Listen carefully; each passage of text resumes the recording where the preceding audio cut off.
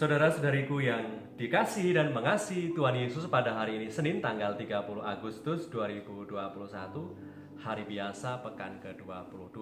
Menu sabda kita dari Injil Suci menurut Lukas bab 4 ayat 16 sampai 30. Mari kita siapkan hati kita untuk mendengarkan firman-Nya.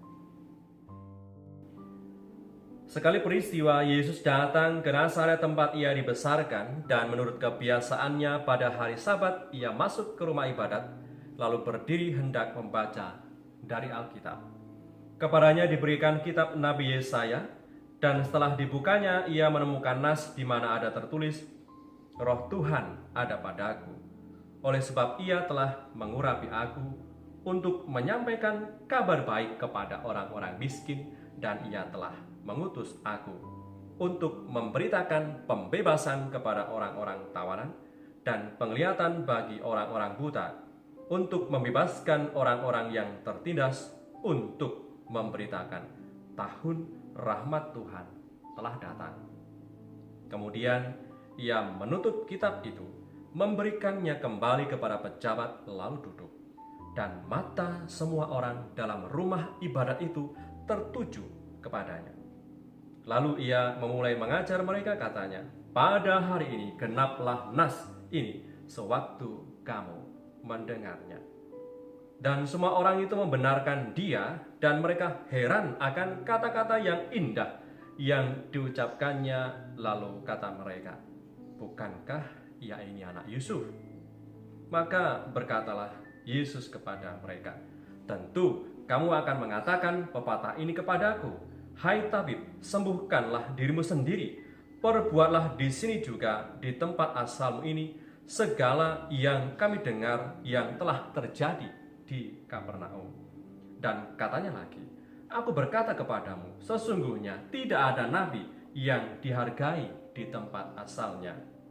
Dan aku berkata kepadamu, dan kataku ini benar, pada zaman Elia terdapat banyak perempuan janda di Israel ketika langit tertutup selama 3 tahun dan 6 bulan, dan ketika bahaya kelaparan yang hebat menimpa seluruh negeri. Tetapi Elia diutus bukan kepada salah seorang dari mereka, melainkan kepada seorang perempuan janda di Sarfat di tanah Sidon. Dan pada zaman Nabi Elisa banyak orang kusta di Israel, dan tidak ada seorang pun dari mereka yang ditahirkan selain daripada Naaman orang Syria itu." Mendengar itu sangat marahlah semua orang yang di rumah ibadat itu. Mereka bangun lalu menghalau Yesus keluar kota dan membawa dia ke tebing gunung tempat kota itu terletak, untuk melemparkan dia dari tebing itu.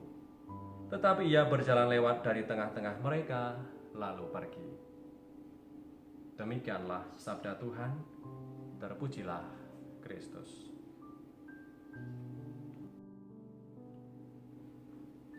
Saudara-saudariku yang dikasihi Tuhan, dikatakan tadi dalam sabda Tuhan dalam ayat yang ke-23, "Maka berkatalah Yesus kepada mereka, 'Tentu kamu akan mengatakan pepatah ini kepadaku, Hai tabib, sembuhkanlah dirimu sendiri. Perbuatlah di sini juga, di tempat asalmu ini, segala yang kami dengar yang telah terjadi di Kapernaum.'" Di saat Tuhan Yesus sudah melakukan banyak mukjizat di Kapernaum, tetap saja ternyata ia mengalami penolakan.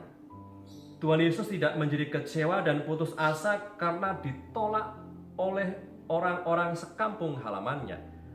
Tapi tetap saja Tuhan melakukan kebaikan dan mewartakan kerajaan Allah ke segala tempat. Ia tetap melakukan ragam kebaikan dan mewartakan kerajaan Allah karena tujuannya adalah untuk melakukan dan menyenangkan hati Tuhan, melakukan kehendak Allah, bukan kehendak diri sendiri, dan apalagi hanya menuruti keinginan orang lain. Maka saudara-saudariku yang terberkati, penolakan tidak selalu dipandang sebagai sebuah kegagalan. Penolakan yang dialami bisa menjadi saat untuk memurnikan kembali tujuan hidup dan cara untuk meraih kebahagiaan sejati. kebahagiaan sejati tidak selalu berujung pada sikap penerimaan dan amat bergantung pada pujian orang lain. Tetapi kebahagiaan sejati kita peroleh, kita dapat, dan kita alami di saat kita sudah melakukan ragam kebaikan dan belas kasih yang sangat tulus dan ikhlas kita lakukan untuk sesama. Katekismus Gereja Katolik nomor 2447 merincikan dengan lugas dan jelas karya belas kasih dan cinta kasih yang bisa kita lakukan dan upayakan untuk sesama sebagai wujud pernyataan kita, iman kita kepada Tuhan lewat sesama. Dan dirincikan di situ bahwa karya belas kasih dibagi menjadi dua, karya belas kasih jasmani dan karya belas kasih rohani.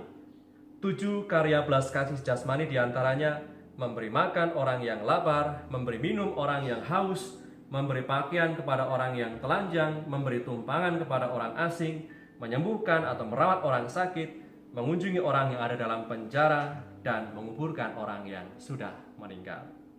Lalu 7 karya belas kasih rohani diantaranya adalah memberi nasihat kepada orang yang bimbang, mengajar orang yang tidak tahu, menasihati orang berdosa, menghibur orang yang berduka cita, mengampuni pelanggaran, menanggung dengan sabar orang-orang yang melukai hati kita, berdoa bagi mereka yang masih hidup ataupun mereka yang sudah meninggal.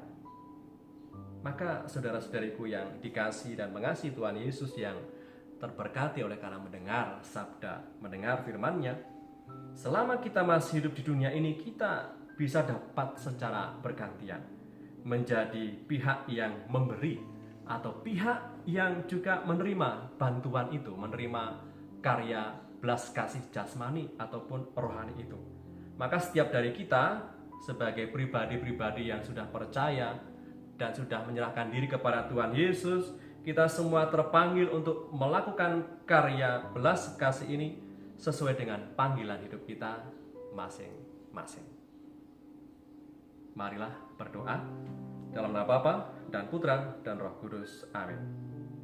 Tuhan Yesus, kami bersyukur atas kasih dan kesetiaan-Mu yang selalu menyertai dan menguatkan perjalanan dan perjuangan hidup kami di dunia ini.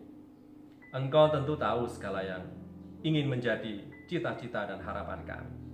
Semoga kami tetap mau bekerja keras, tekun dalam karya, dan mengandalkan kuasa-Mu saat memulai, saat melakukan, dan bertekun dalam pekerjaan setiap hari. Sebab kuasa-Mu nyata di saat kami meminta. Engkaulah Tuhan dan pengantara kami, yang hidup dan berkuasa bersama Bapa dalam persekutuan Roh Kudus sepanjang segala masa. Amin. Berkat Allah yang Maha Kuasa turun atas kita semua, Bapa dan Putra dan Roh Kudus. Amin.